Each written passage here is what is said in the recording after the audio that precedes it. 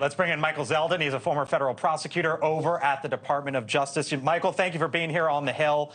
If you're Senator Lindsey Graham, what's his exposure, if any, going forward here? I don't think he has any criminal exposure, and he'll be exposed to the voters of South Carolina, and they'll decide whether or not they think he should continue on as senator when he's up for re-election or not. It's a straight political question for the voters. This is not a criminal law matter any longer. Fani Willis has passed, and that's that.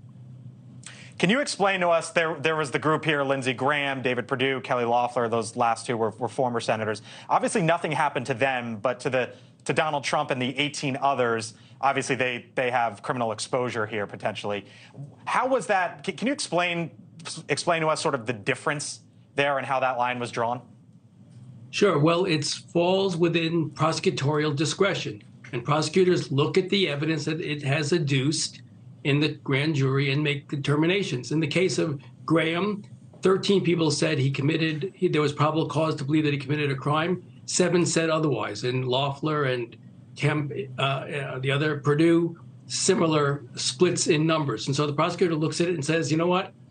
I don't think the grand jury made an overwhelming recommendation. I'm going to exercise my discretion and choose not to indict. So that's very basic bread and butter stuff. And I think in some sense, good for Fani Willis. She could have indicted everybody. It was within her power. She exercised discretion in a sound and reasonable way, which undermines the notion that this is a weaponized Justice Department going after people in a political witch hunt.